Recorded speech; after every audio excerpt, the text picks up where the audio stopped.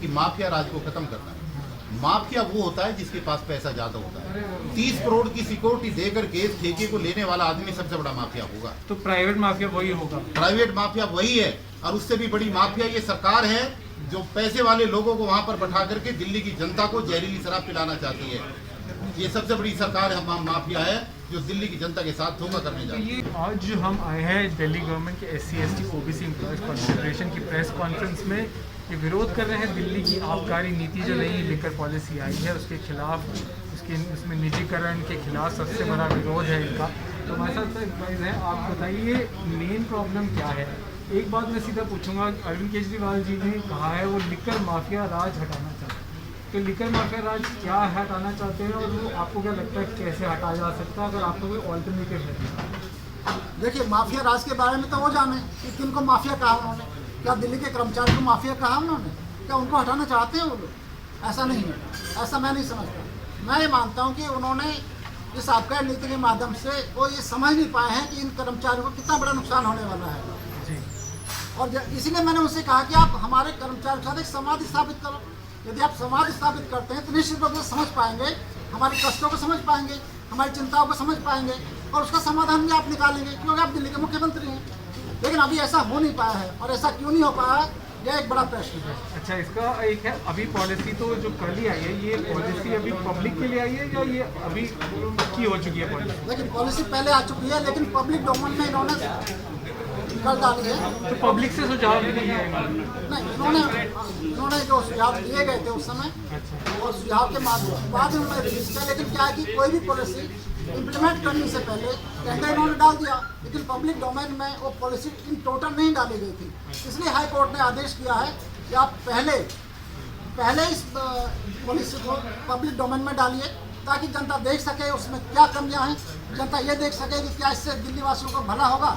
तो इसलिए सरकार को हाई कोर्ट को आदेश देना पड़ा। आपने जैसे बताया कि अगर आप निजीकरण के, तो सबसे मेन आपका जो है, अगर वैसा हो जाए जैसे आप कह रहे थे जब इलेक्ट्रिसिटी का प्राइवेटाइजेशन 2002 में हुआ, उस हिसाब से अगर हो जाए तो तब आप ठीक मानेंगे प्राइवेटाइजेशन निजीकरण सेम टाइप से हो जाए तो कर्मचारियों के लिए बेहतर होगा? देखिए, मैं आपको ये बताना चाहता हूँ, दिल्ली में करीब 500 दुकान हैं जो सरकार के अधीन कार्यरत हैं, और करीब 300 के आसपास दुकानें हैं जो पहले से निजी क्षेत्र में चल रही हैं। ठीक है, सरकार यदि निजी क्षेत्र में और दुकानें खोलना चाहती हैं तो ये जो वर्तमान नीति है, इस नीति के तहत 100 दुकानें खोलो, 200 दुकानें दिला और कंपटीशन खुला कीजिए, हमें कहाँ आपत्ति है।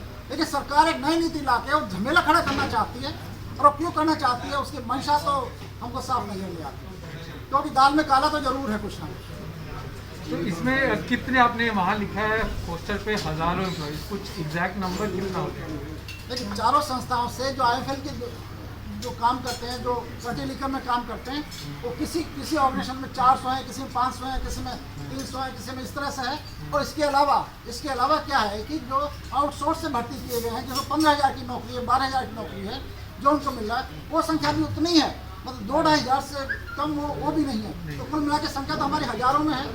तो उनके लिए हम निवेदन कर रहे हैं कि उनको कैसे उनकी ज़िंदगी आगे चले, अच्छा अपने बच्चों का भविष्य सुरक्षित कर सकें। होगा क्या, सब कुछ दाव पे लग जाएगा ज़िंदगी उनकी।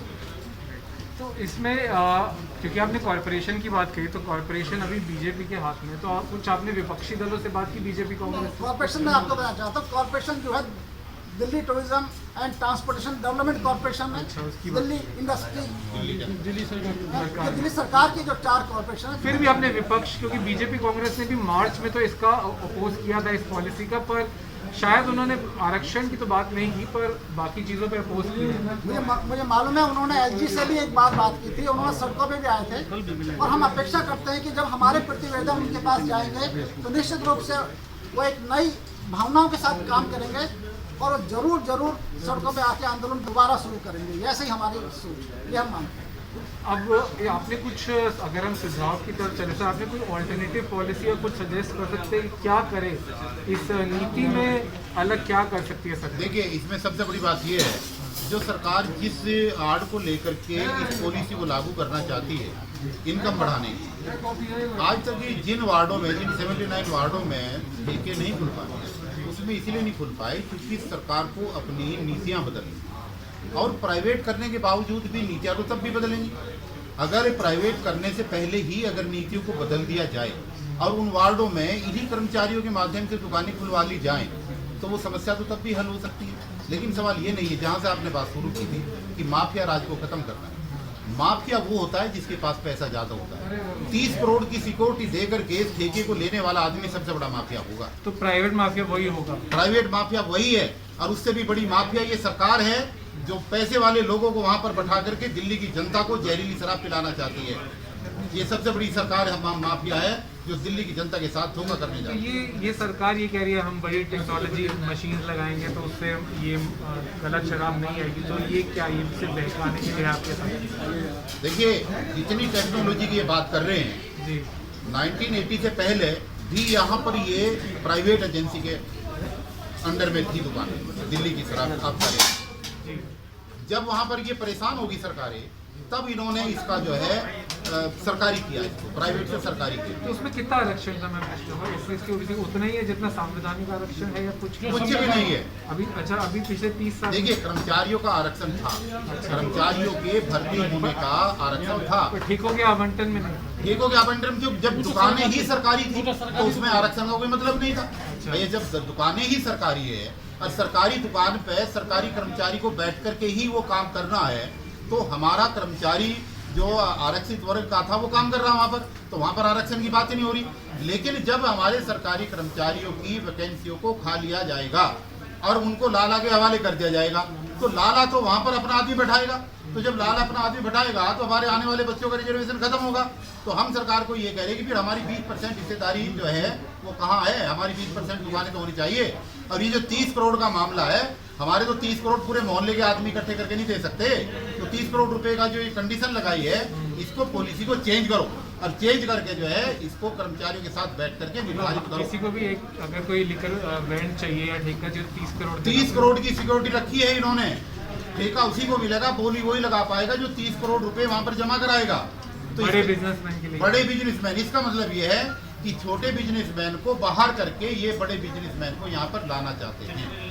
और ये जो है, देखिए, ये किसी को भी लाए, ये सरकार की अपनी पॉलिसी हो सकती है। लेकिन हमारा कहना ये है कि भाई हमारे रिजर्वेशन का और हमारे काम करने वाले कर्मचारियों का इसमें क्या दोष है, उनके भविष्य का क्या होगा, पहले ये बताओ। तो बस आखिरी सर, इसमें आप हम कुछ किसान आंदोलन, क्योंकि आपने कहा कि आंदोलन नहीं होने दे रहे, पर किसान आंदोलन तो महामारी के समय बाद लाखों लोग आए हैं, हजार भी चल रहा है ऐसा कुछ आप सोच रहे हो उस हिसाब से? हाँ, तो हम बिल्कुल यही सोच रहे हैं कि हम जो है दिल्ली डिजास्टर जो अथॉरिटी की जो मैनेजमेंट की जो गाइडलाइन है, अगर उनका डर दिखा करके सरकार ये कहती है कि आप आंदोलन नहीं कर सकते, तो हम सरेआम आंदोलन, किसान आंदोलन की तरह करेंगे और इस पॉलिसी का विरोध करेंगे और इस पॉलिसी को किसी भी सूरत में दिल्ली में लागू नहीं होने देंगे। निजीकरण का हर हालत में विरोध होगा, हर हालत में विरोध करेंगे। शुक्रिया साहब। Thank you.